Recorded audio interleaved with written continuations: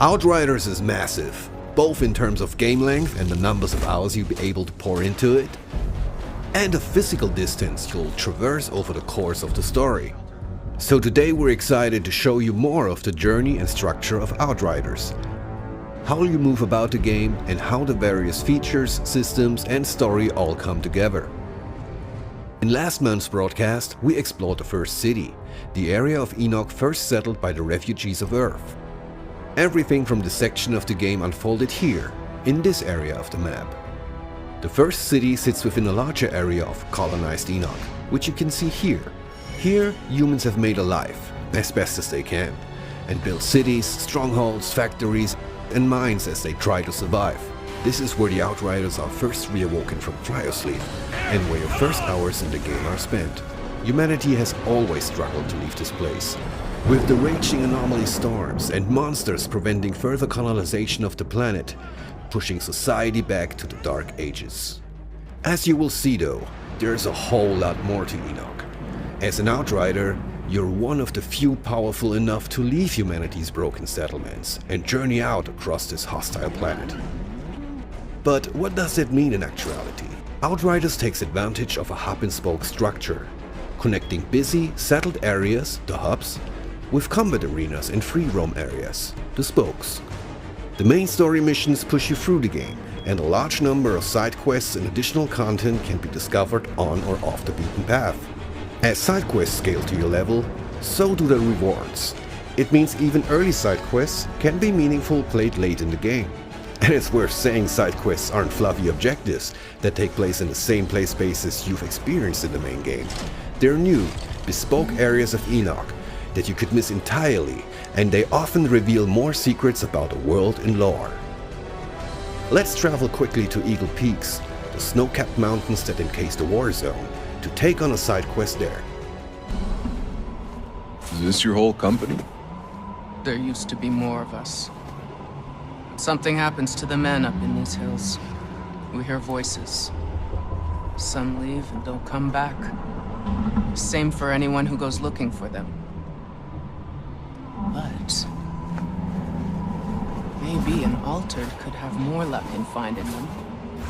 Could you lend a hand? All right, let's play detective. If I was a missing soldier wandering off into the night hearing voices, where would I go?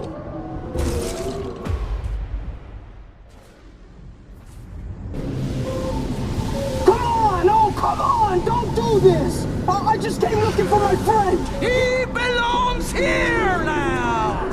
We all do! Today, the storm welcomes an apostate into its loving embrace! So it seems the last remaining survivor of our missing soldiers was just sacrificed to the anomaly? We need to have some words with this deadly cult and its leader. ECA! Overload! Target designated!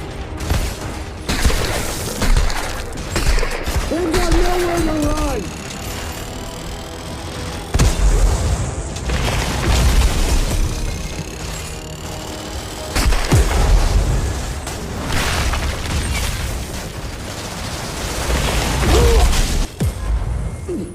Another notch in my blood!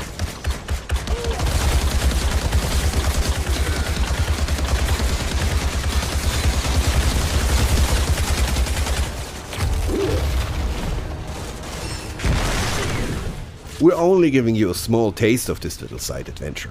It takes a fair bit longer to make our way into the inner chambers here. And as always, we like to keep some surprises for you.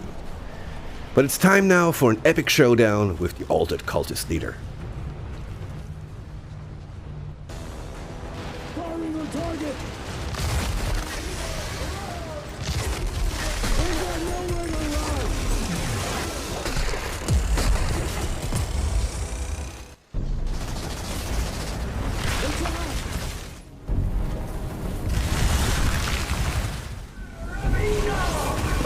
Seems you had yourself a little cult brewing up here. I don't know, this place seems to make people flip their fucking lids. Yeah, nice. By completing the side quest, we can now choose a sweet piece of new gear as a reward. With that sorted, let's talk a little bit more about hubs. In hubs, your weapons are holstered for a time, and you can soak in a bit of life on Enoch. Here you can visit vendors to sell scrap and purchase gear, frequent bars to gather gossip and bounties, Call it the liver spinner. and pick up side quests from one of Enoch's many eccentric denizens. What exactly is your business? Certain mercenary services? It's hard to show this without spoilers, but as you progress through the game, the world state and NPC dialogue is affected by pivotal moments from the story, and new side quests unlock, some of which are hidden in earlier hubs and play spaces, further rewarding exploration. Combat feats also come with achievements. Complete a collector's quest like a bounty or monster hunt, and NPCs will recognize and reward your triumphs. In bringing to life a new sci-fi universe, we are adamant that these settled areas feel dynamic and alive. Oh, and if monster hunts piqued your interest, stay tuned for a future broadcast to learn more about them. Well, this should be interesting. Crucially, hubs also allow you to check in on your Outrider's truck and crew, which will grow as you progress throughout the game.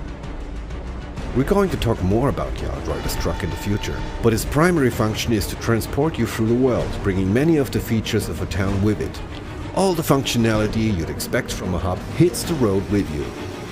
Your weapon vendor, your crafting, your crew. The truck is a moving RPG village. Now you don't operate the truck yourself.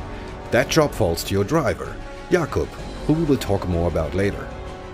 But the customization options are vast, so you can personalize your ride along your journey. Okay, let's pack up and hit the road now.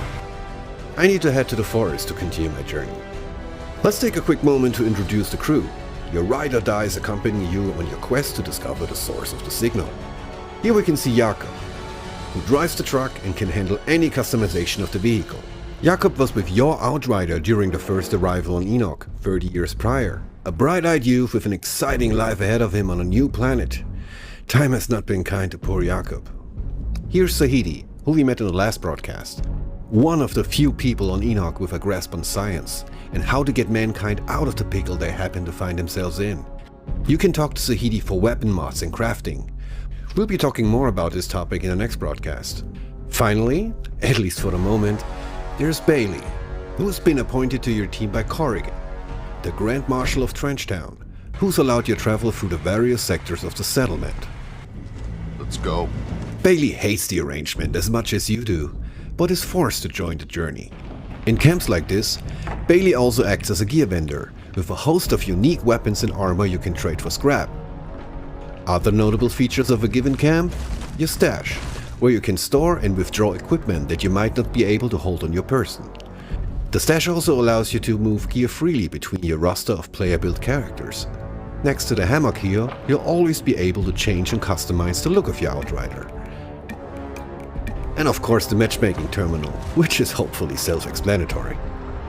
Before I'm leaving you for this month's broadcast, I'm going to take you beyond the safe confines of the Forest Enclave. It's a beautiful night, so let's head out there and explore. Hey, you remember my tunes I used to play? Like it was yesterday.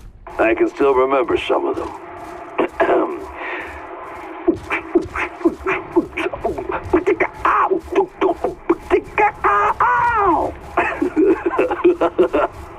Please stop, Jakob.